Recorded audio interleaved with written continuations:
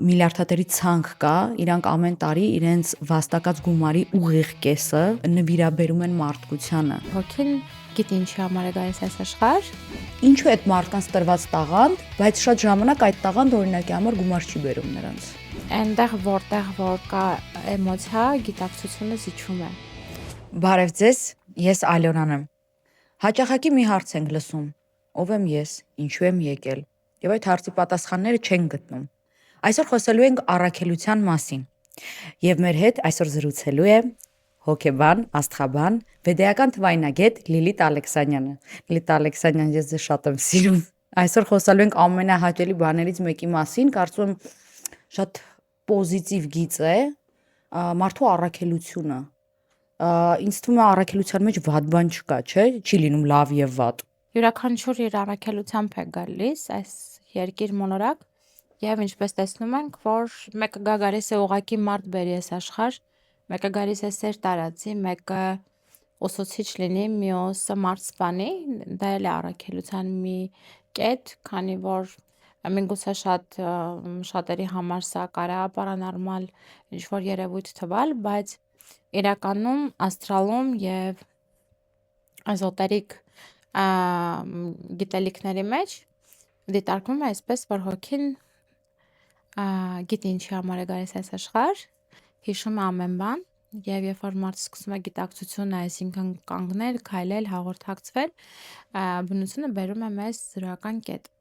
Բայց այն, որ մենք բոլորս ունենք մեր նախապայմանները, մեր ուժեղ եւ թույլ կողմերը, մեր այն կետերը, որ մեր կյանքի ընթացքում ռեալիզացնում են կամ ոչ, կամ հակումները ռեալիզացնելու եւ ոչ, հենց այդ մասին է, որ մարդը իր առաքելությունը կամ կատարում է, կամ դասի պես կարող է բաց թողնել այդ կետը եւ կան չէ դեպքեր, երբ որ փոքր ժամանակ ծնողի համար կարեւոր է, որ իր երեխան ունենա ինչ-որ մասնագիտություն եւ զորով տանում են, որ դու պիտի գաս այս մասնագիտությունը սովորես, այս ակտիվները քո համար լավ են, որտեղ մենք պատկերացնում ենք, որ դու մեզ բժիշկ եմ, դու ես բժիշկ, ես ուսուցիչ եմ, դու ես ուսուցիչ եւ երեխան մեծանում է մոտ 30-33 տարեկանում նամանավանդ հասկանում է, որ ինքը ընդհանրապես իր կետում չէ եւ կան մարդիկ նաեւ շատ հաճախ, որ աշխատում են միտեղ, որտեղ ամեն օր ստիպված գնում են աշխատանքի, որպեսզի կարողանան ապրել, ընտանիքը պահել, գոյատևել։ Այդ արդեն խոսում է նրա մասին, որ առաքելության մեջ չեն։ Կամ միգուցե նաև կան դեպքեր, երբ որ դա է հենց իրենց ընտրած հոգուղին, որ իրանք ուզում են հենց այդ մարմնում այդ փորձառության մեջ ապրեն։ Դա էլ մի այլ առաքելություն է։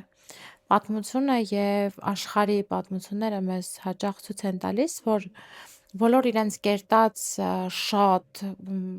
մեծ ու լուրջ պատմություն թողած մարդիկ չեն ծնվում հարուստների ընտանիքում,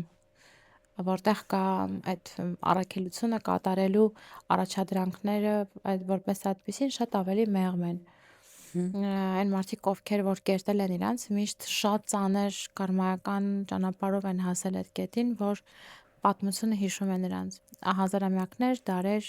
շարունակ։ Այսօր նյութ էի կարդում, նշված էր, որ առաքելություն բառը ռուսերենով ավելի մոտ են իրենք, միսիո բառից է լատիներեն առաջացել, որը նշանակում է ուղարկել, ուղարկում, ծանրոց։ Ու նշված էր, որ իր սկզբնական իմաստի մեջ նկատի ունի որևիցե մեկին ուղարկել որևիցե միտեղ նպատակով։ Մարդուն ուղարկել երկիր մոլորակ իր բնորոշ նպատակով, հենց այդ մասին ասում ենք, յուրաքանչյուրս ծնվում ենք, մենք ունենք նախապայման եւ մենք ամեն մեկս այդ ձեր ասած ծանրոցն ենք, ամենասիրելի լույսերը արարչի, որ ուղարկում է երկիր մոլորակ ամեն մեկին իր չափով այս երկրի վրա իր առաքելությունը արդեն ստեղծված նախապայմանով ապրելու։ Դրանից է, որ բոլորս միանվագ չենք ուզում դառնալ երգիչներ, երաժիշտներ, բոլորը չեն ուզում դառնան բեմի մարդիկ կան, ունեն կոմպլեքսներ եւ շատ կարեւոր է իրենց համար կոմպլեքսները հաղթահարել եւ այդ առաքելությունը դրված է այնտեղ, որ եթե դու ունես համարձակություն, եթե դու ունես քո ներքին վախերին շրջադարձելու այդ կայուն կամքը, դու կհասնես այն կետին, որտեղ քեզ պատկերացրել ես։ Եվ շատ հաճախ նման մարդկանց ճանապարհներին այդ այդ ուղարկված, հա, ճանապարհի վրա խոչընդոտները սկսում են խանգարել։ Եվ դա էլ է նորմալ։ Այ խոսեցինք, նշեցիր հարուստ մարդիկ, ռեսուրսային մարդկանց մասին։ Հիմա այսպեսի մի հարց. առաքելություն եւ գումար։ Ինչու այդ մարդկանց տրված տաղանդ, բայց շատ ժամանակ այդ տաղանդը օրինակի համար գումար չի բերում նրանց։ Տաղանդավոր մարդիկ, իրանք առհասարակ, եթե նկատել եք, ունեն երկրից կտրված լինելու այդ իրենց ներսի շատ բարձր վիբրացիաները եւ այս մարդիկ ավելի շատ չեն իրանց կյանքի акցենտը դնում նրա վրա, որպեսի դառնան շատ փողով։ Իրանց արժեհամակարգը լրիվ այլ տեղում է։ Եվ նրանք ունենում են համաշխարհային ճանաչում, բայց իրանց կյանքի օրոք չեն ունենում այն ֆինանսական ռեսուրսները, որոնք որ կարան ունենան իրանց մահից հետո այն մարդիկ, ովքեր իրանց գործերը կնվագեն։ Եվ իրանց առաքելությունը հենց այդ կետում է, քանի որ իրենք ոչ թե դա գրում են, որ փող աշխատեն, իրենք ապրում են իրանց ունեցածով եւ այստեղ շատ բնորոշ է նաեւ այս մարդը, որտեղ մարդը երբ որ ծնվում է որոշակի տաղանդներով եւ վերում է որ այս մարդը ուղակի չի երաժիշտ է, բայց ինքը պատմության մեջ մնացող երաժիշտ է կամ սպորտսմեն է, բայց ինքը ունի բոլոր բնորոշից իրեն հատկանիշները, հասնի այն կետին, որտեղ որ ներուժը բավականացնում է։ Մենք ունենք ուսուցիչներ դպրոցում, ովքեր մեր կյանքի ամենակարևոր ըստ իս ես այդպես եմ մտածում, մեր զարգացման համար մեր ծնողներից հետո երրորդ մարդիկ են։ Ումով որ մենք առաջի քայլերն ենք դնում ինքնաճանաչման, ընկերներ ունենալու, սոցիումում ձևավորվելու, ճաշակ դրսևորելու, չէ, դպրոց ենք գնում եւ մեր առաջի ուսուցիչը մեր համար այդ այն մոդելն է, որ մենք կտրվում ենք մեր ընտանիքի մեջ առաջացած այդ կարծրատիպերից, կարծիքներից եւ սկսում ենք այլ բաներ ճանաչել եւս։ Եվ այդ ուսուցիչը համերաշխ է իր հետ, որտեվ դա իր առաքելությունն է, ինքը կատարում է պատվով եւ շատ գեղեցիկ, դա օրհնություն է ի վերուստ, նույն հոգեվորն է ըստ իս, որտեվ հոգեվորը ես կարծում եմ, որ գործողության մասին է, հոգեվորը սպասումների մասին չէ եւ այդ հոգեվորը կարող է լինել ամենուրեք։ Հոգեվոր ասված բառը իմ համար դա այն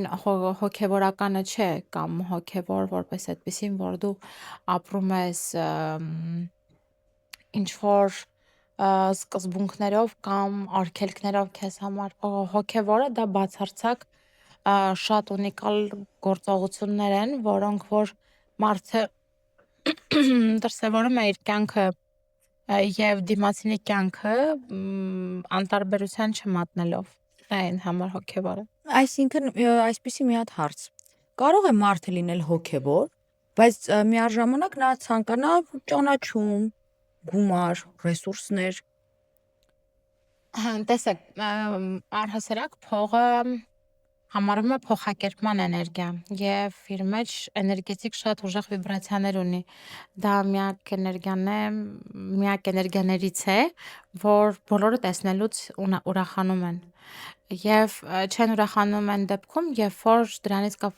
կախված էր ինչ-որ մեկի կյանքը եւ չի փրկվել եւ այդ փողը չի օգնել եւ այս պարագայում հասկանում ես, որ այստեղ արդեն հոգեվոր արժեհամակարգն է առաջ գալիս։ Այստեղ պիտի ոչ թե տեսնենք իրանք համատեղելի են թե ոչ, որտեվ միանշանակ համատեղելի են եւ այս աշխարհում ամեն բանի համար մարդը վճարում է անգամ վերևին։ Ոչ մի բան հենց այնպես չի տրվում մեզ, բացի մեր սեփական կյանքից ու հոգուց, որը մեր մարմնի մեջ արարիչն է կամ տեսե, որ մենք ծնվենք, այս հոգին ունենանք, ապրենք այս աշխարհի վրա։ Այստեղ պետք է ուղղակի հասկանանք այդ գումարը, հա, հոգեվոր մարդը ուզում է ինչ վիճակից, այսինքն այստեղ գումարը ինքը ուզում է կամ ստեղծում է իր աճից, հոգեվոր մարդը մասին է խոսքս, թե այլ ընտրանքային ճանապարհներով, որովհետև հոգեվորը չի կարող ընտրել այլ ընտրանքային ուղին, այստեղ շատ կարևոր է, որպեսզի կառուցողական էներգիա լինի։ Այն մարդիկ, ովքեր որ այդ գումարը իրենց քրտինքով են վաստակում, իրենց աշխատասիրությամբ եւ միաժամանակ բալանսի վրա են պահում իրենց հոգեվոր կյանքը, իրենց արժեհամակարգը, մարդու հանդեպ վերաբերմունքը, մեծի հանդեպ վերաբերմունքը եւ ոչ մի իրենց կյանքի ընթացքում ոչինչ եւ ոչ մի տեսակ փառք իրենց մարդկային արժեհամակարգին չի փոխում ոչ մի կերպ, կան չէ տեսակներ մենք հանդիպում ենք բազմիցս, որ փառքի դեպքում, ճանաչման դեպքում սկսում են մնացածին չճանաչել ու պահում են իրենց կարծես, որ իրենք աստղային մարդիկ են։ Ես շատ զայրույթ եմ ապրում, երբ որ դա տեսնում եմ այն մարդկանց մոտ, ովքեր ինչ որ հոգևոր ճառեր են ասում։ Երբ որ կարող են հոգևորի հետ համատեղել իրենց ներսի ատելությունը, երբ որ մի բանի մեջ իրենց կարևորագույն գործիքը ոչ թե դիմացինին օգնելն է, այլ ցույց տալ, որ նա անում է դա, որտեղ շատ հաճախ դա հենց այլընտրանքային ընտրությունն է, որ էլի փողով է գալիս, Ցուցադրական կարծես թե։ ցուցադրական, ամեն ինչը վաճառելու ակտիվները չի կարող լինել հոգևորական մարդու, հոգևորական բառը սխալ ասացի ներողություն, հոգևոր մարդու արարք։ Պետք է լինեն ես շատ եմ ռուսերեն բառեր օգտագործում, բոլոր հեռուստաընկերությունները եւ առհասարակ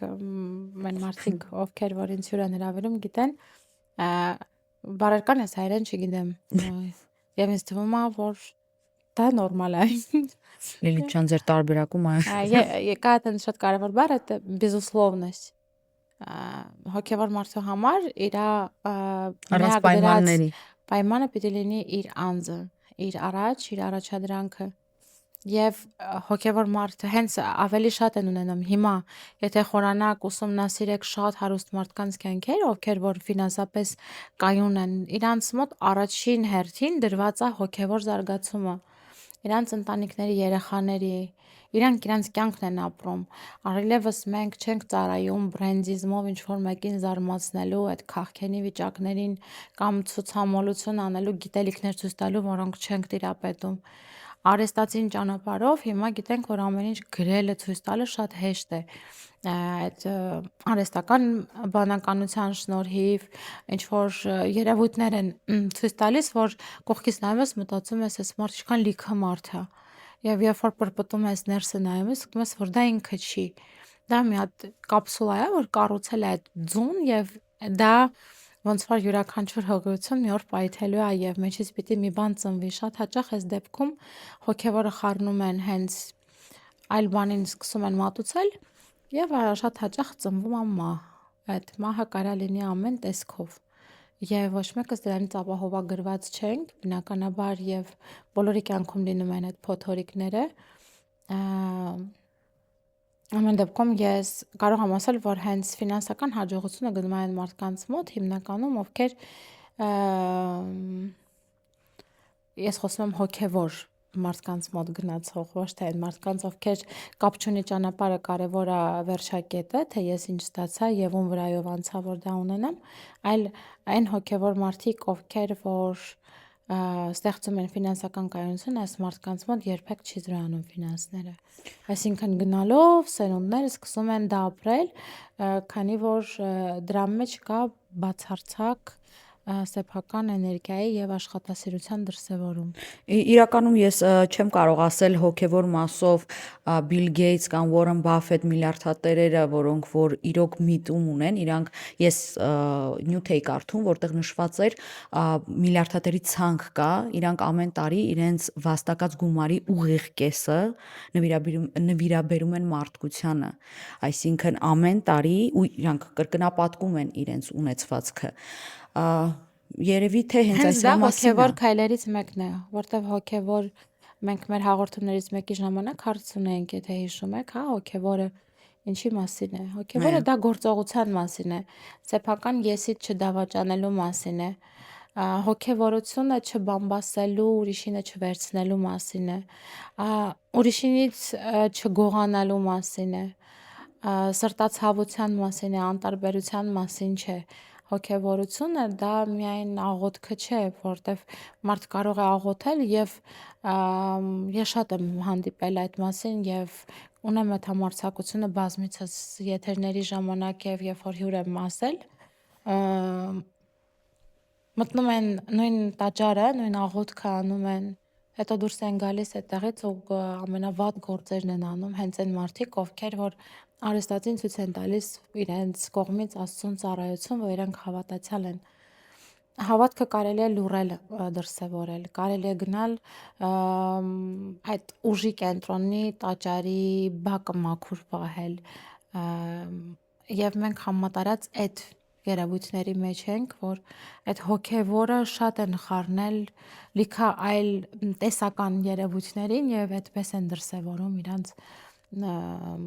ոնց որ վարքագիծ է այս կյանքը ապրելու ընթացքում, դա հոգևոր չէ։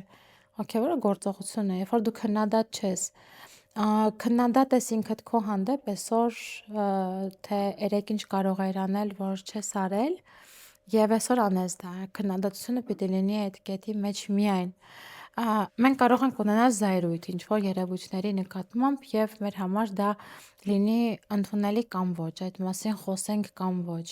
բայց քննադատությունը դա արդեն հոգևոր չէ։ Եվ ֆինանսական կյանքում էլ է այդպիսին է, երբ որ վերցնում ես ուրիշին, անընդհատ նախանձ ես ուրիշի ունեցածի վրա, աշխատում ես разрушительный ավիրող էներգիաներով, որոնք որ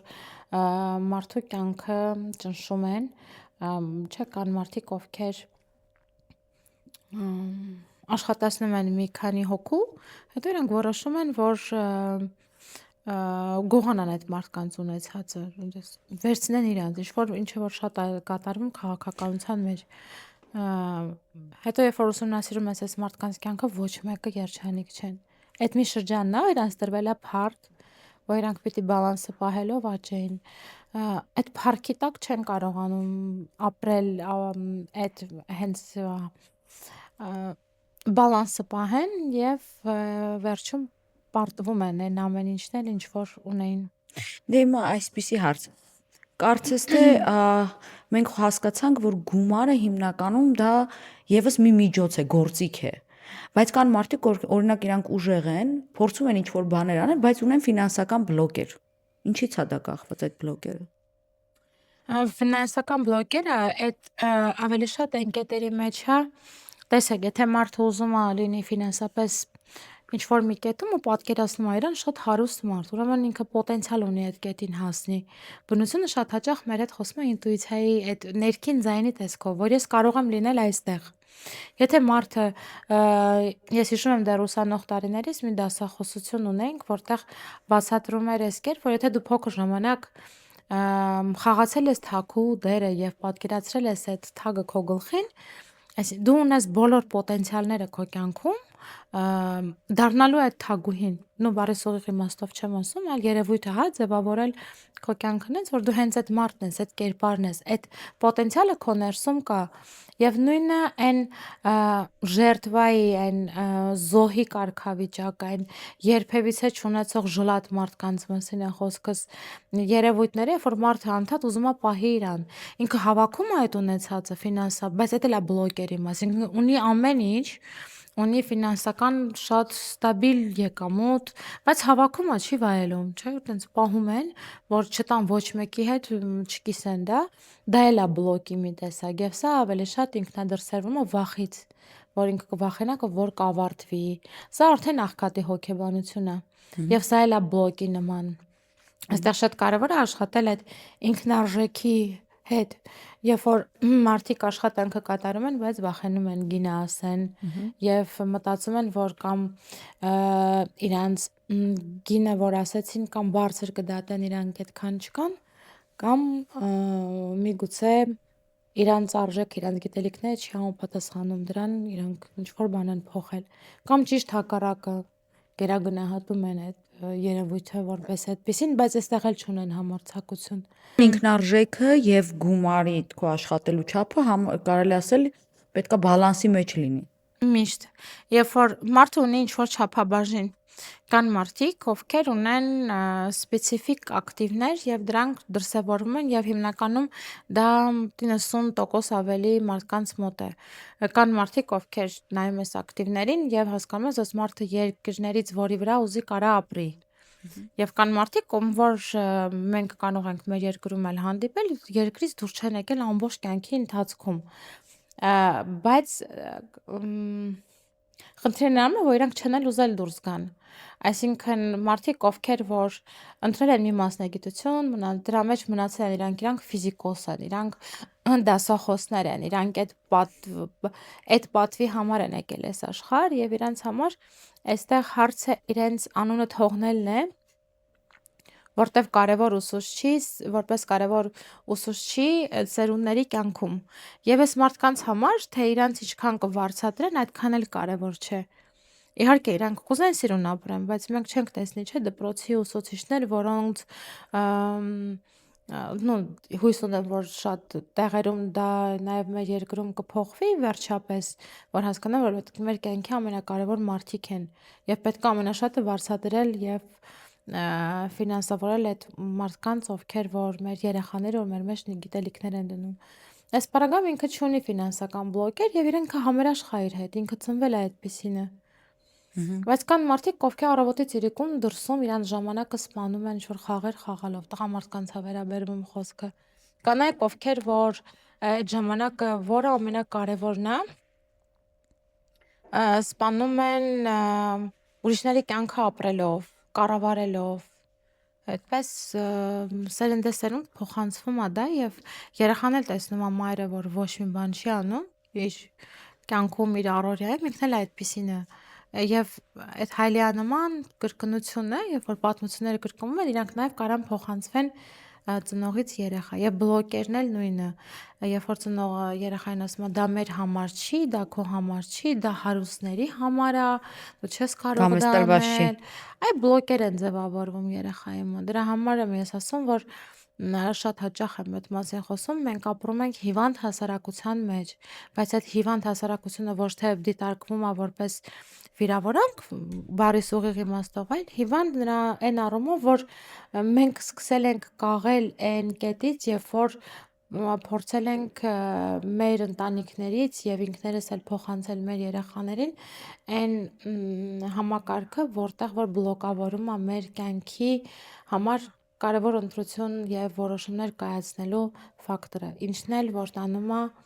դեպի ֆինանսական աճ, բնականաբար։ Լիլիթ, իսկ եթե հետ գանք մեր առաքելության բուն թեմային, ինձ մի հատ այսպեսի հարց է հետաքրքիր, մարդը մի առաքելություն ունի, թե կարող է ունենալ մի քանիսը։ Մարդը կարող է ունենալ մի առաքելություն եւ զարգացնել այդ մի առաքելության մեջ, տարբեր մենք բոլորս այդ մեկ առաքելությունով ենք գալիս։ Բայց եթե վերցնենք ըստ քո տված հարցի, մարդու առաքելությունը նաեւ այդ երեխային ունենալ, հա, իր երեխային։ Մարդու առաքելությունն է իր ծնողներին վերադարձնել են պարտքը, որ տվել են մեզ, երբ որ մենք ծնվել ենք, այդ անքուն գիշերները, հոգատարությունը, չէ՞ որ այդպես է երեխան ծնվում է, մայրը պահում է անքուն գիշերներ, հետո երեխան ոտքի վրա է կանգնում, հետո գալիս է մի տարիք, տենց միջանկյալ 30-ից մինչև 40-50-ը հանգստանում են, հետո նույն բանը անում է երեխան։ Ծնողի ձեռքից բռնած, անքուն գիշերներ, որովհետև ծնողը վատ է զգում իրեն, եւ այդ ծառը, այդ բուրգը այդպես ապրում ենք բոլորս։ Լիլիթ, իսկ հաջողության համար ինչն է ավելի կարևոր, կարգապահությունը թե ներքին մոտիվացիան։ Կարգապահություն, մոտիվացիա, ցանկություն եւ դիսցիպլինա։ Ես մի քիչ կավելացնեի դրան, քանի որ մեկը մյուսով է ձևավորում ինչ որ մի բան։ Եթե ուզում ես շենք կառուցել, չես կարող միայն մի, չէ, մատերիալով այդ շենքը սարքես։ Պետք է դրա համար ունենաս как минимум քարեր, մեքենա, գործիքներ, որպեսզի հավաքես այդ քո համար այդ շենքը։ Նույնն էլ մեր հաջողության գրավականը, բայց գտնվում է 3 կարևոր գործոնների ակտիվների տակ։ Այդ ավելին ասեմ, այդ ներսի հավատքն է, որ դու կարող ես դա անել։ Քո ներսում պիտի դու հասկանաս դու ինչքանով կարող ես այդ կետին հասնել։ Բայց անգամ եթե չկարողանաս,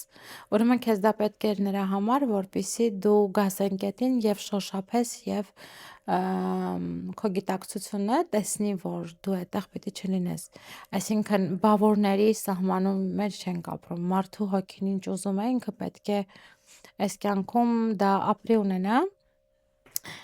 Ինչի եմ այդպես ասում, քանի որ եթե համարենք, որ միջին մարդու տարիքը եւ այն մարդիկ, ովքեր ապրում են ինքնաճանաչման, ինքնազարգացման այդ տարիքային սահմանը, մինիմում 30-ից 35 տարեկանն է։ Եթե մարդուն միջին է այս կյանքը որպես product գործող արարող տրված է 75 տարի, այստեղ մոտավորապես 12-ը 13-ը դրանից քնելու է։ 35-ին որ գումարենք 12, այնտեղ տակ շատ քիչ ժամանակ է մնում, դա էլ որ կտրտենք ինչ որ երևույթների միջև ընդհանրապես ոչինչ չի մնա։ Դրա համար ես կարծում եմ, որ մենք ունենք իրավունք սխալվելու, բայց գալիս է մի տարիք, որպեսզի գիտակցությունը ճիշտ աշխատի, պետք է ճիշտ համակարգես այդ դիսցիպլինները եւ վարքագծերը եւ հասնես այն կետին, որտեղ դու երբևիցե պատկերացրել քեզ լինել։ Լիլիթ, գիտես ինչն է, ինձ համար շատ կարևոր, որ այսօրվա թեման, որի շուրջ մենք զրուցում ենք, իրականում հենց իր ասպարեզում հաջողված մարդու հետ ենք զրուցում։ Ու ես գիտեմ, որ բացի նրանից, որ քո մոտ հաջողվել է լինել այսքան սիրված աստղաբան, դու բացել ես քո դպրոցը, Ավրորան։ Մեզ մի քիչ կպատմես քո դպրոցի մասին։ Իմ դպրոցը իմ կյանքի երազանքներից մեկն է եղել, բայց այստեղ ոչ թե միայն աստղաբանության թեման է որպես այդպեսին օգտագործվում եւ օգտագործվելու, այլ հոգեբանություն ինքնազարգացման, ինքնաճանաչման անունը իզուր չէ այդպես գրված դպրոց է, որտեղ որ մարդիկ ունեն հնարավորություն կրթվելու այն, ինչ որ դպրոցներում չեն սովորացնում, ունենալու այն, ինչի հարցերի պատասխանները, որ ամենուրեք փնտրում են եւ մոլորվում են իրենց գտած տարատեսակ պատասխանների մեջ, այստեղ խոսում են մարդու հոգին, թվերը, գիտակցությունը եւ մարդ տիեզերք երկխոսությունը, այսինքն իմ դպրոցը մարդուն վերել այն կետ, որտեղ որ ինքը կճանաչի իրեն։ Սա իմ երկրորդ երեխան է։ Ես երազանքներին այլ կերպ եմ սկսել վերաբերվել արդեն վաղուց, փոքր ժամանակ, եթե մտածենք, որ ես երազնում էի այդ 20-25 տարի առաջ, թե ես ինչ կուզեմ ունենալ, սրանք իմ երազանքների ցանկում էին։ Հիմա հասկանում եմ, որ սրանք հենց նախորդ ձեր հարցի պատասխանն են, որ ես ունեի շատ ցանկություն, չկար գործողություն, չկար արդյունք։ Հիմա իմ ցանկությունը, իմ ամենամեծ ցանկություններից մեկը շատ անքուն գիշերների եւ իմ կարծում աշխատասիրության եւ ձգտման արդյունքում դարձել է մի աղբյուր, որտեղից ես մարդկանց փորձում եմ միայն սեր տարածել։ Ունենք արդեն աշակերտներ, որոնք որ կրթվում են եւ ունեն բավականին լավ հետադարձ կապեր այդտեղից, նոր թեմատիկ կուրսեր են մշակվում, որպեսզի ունենանք այս տարի բազմաթիվ եւ բազմապրոֆիլ պրոյեկտներ, կարծում եմ այն մարդիկ, ովքեր արդեն մեր թիմի ներսում են, այդ ընտանիքի ներսում են, այդ հարթակից օգտվում են, այսպես ասած, հետագայում եւս կդառնան այն մարդիկ, ովքեր դա կտարածեն։ Կնշես 3 սխալ, որ մարդիկ անում են իրենց հաջողությունը, այսպես ասած, բլոկավորելու համար։ 3 սխալները հիմնական։ Միշտ ամեն ինչ իմանալու մոլուցքը, երբ որ մարդուն թվում է ինքը միշտ ամեն ինչ գիտի բոլորից լավ, եսակենտրոնությունը, and որ ես ամեն ինչ կանեմ, ես ամեն ինչ կարող եմ, ամեն ինչ ես, բլոկավորումը նախանձը, ամենաառաջի թիրախը նախանձինն է, փափակում է, իմ համար ամենաառաջիններից, երբ որ ես ուզենայի թվային ինչ որ հաշվարկ տայի, Հաջողությունը միշտ գնում այս խոսում եմ իրական հաջողության մասին, չեմ խոսում ուրիշինը վերցնելու մասին, գրփելու, խաբելու, այդ դրանց մասին չեմ խոսում, այլ են իրական հաջողությունների, որոնք ունեն շատ երկար դարերի հետո լինելու կատլավան հիմք հենասյուն։ Փակում է անարկոտությունը, արևին չտեսնելը, երբ որ մարդիկ գիշերը չեն քնում, առավոտյան են քնում եւ այդ արևի լուսաբաց չեն տեսնում։ Նաեւ բլոկավորում է թափթփվածությունը էներգետիկ, երբ որ անընդհատ էներգիան տարատեսակ բաներով է զբաղված եւ կենտրոնացած չէ այն կետի վրա, որտեղ որ իրեն լավ է զգում։ Շատ կարելի է թվարկել ինչ կարա բլոկավորի էներգիան եւ նաեւ քարտեզում է դրոշվում դա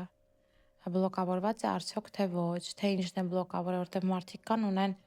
բավականին մեծ հաջողություններ ու կյանքի ինչ որ մի շրջանում մի գործ են անում եւ դա ոչ մի ձև չի հաջողում կամ տարբեր տեղերից տարբեր բաներ կարան փորձեն չհաջողվի եւ նատալ քարտեզը ցույց տա թե ինչն է բլոկավորել ֆինանսական պատոկ։ Անգամ երեխայի ծնունդը մերժել է կարող է կնոջ մոտ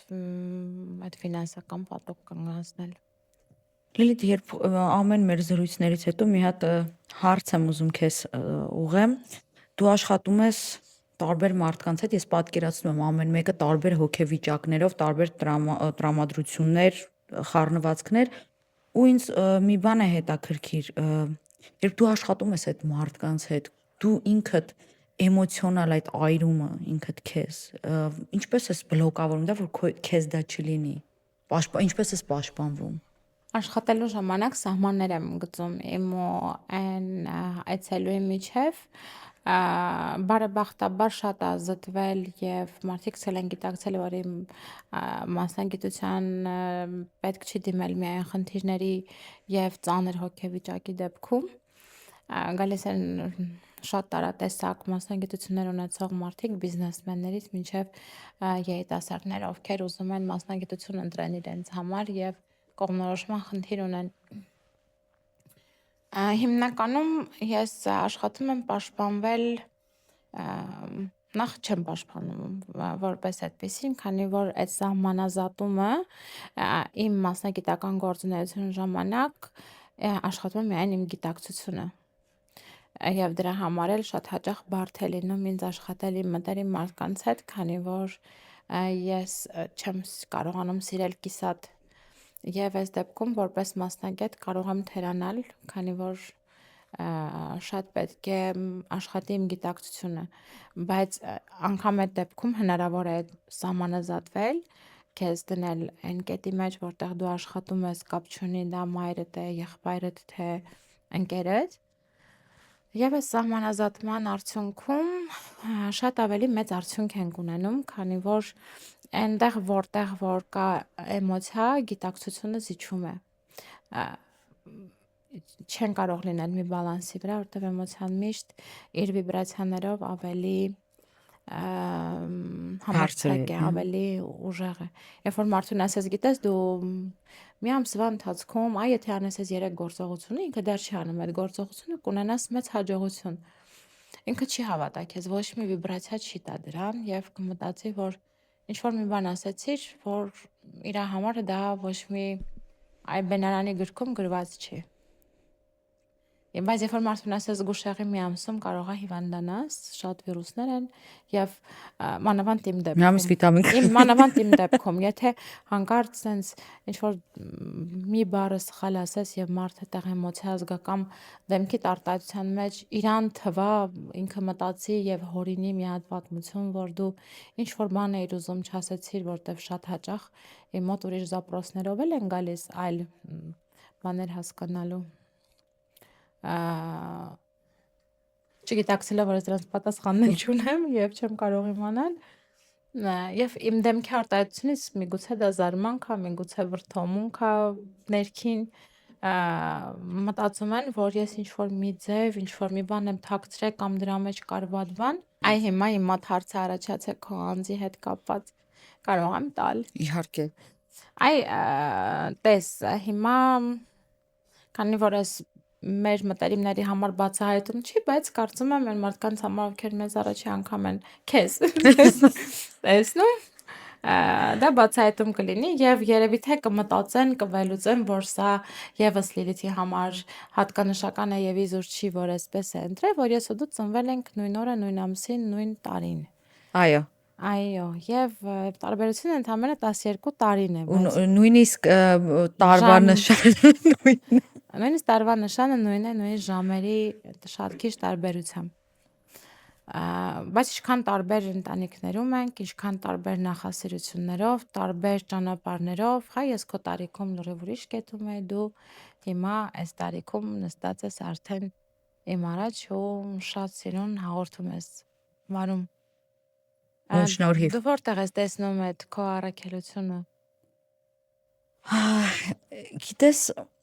ես իմ առաքելությունը չասեմ արդեն գտել եմ, միգուցե ես չեմ կարող այս հարցին միանշանակ պատասխանել, բայց փնտրելով, հա, ամեն դեպքում իմ առաքելությունը, միգուցե նաև համամարտկային առաքելություն, ես հասկացել եմ, որ մարդկանց օգնելու մեջ է, որովհետև երբ որ ես ինձ երջանիկ եմ զգում, ես այդ նույն էմոցիան ուզում եմ տամ ուրիշին նաև։ Ես չեմ կարողանում այնտեղ ինձ լավ զգալ, որտեղ չկա նմանատիպ էմոցիան, եւ ոչ թե մի օրում տալ, այլ կպնել մարդու լույսին, բացել իր հոգին, որ ինքը լույսը տեսնի ու այդպես վարակի բոլորին։ Եվ ավանդական մեր ինչ պրակտիկա խորտ կտաս այս անգամ։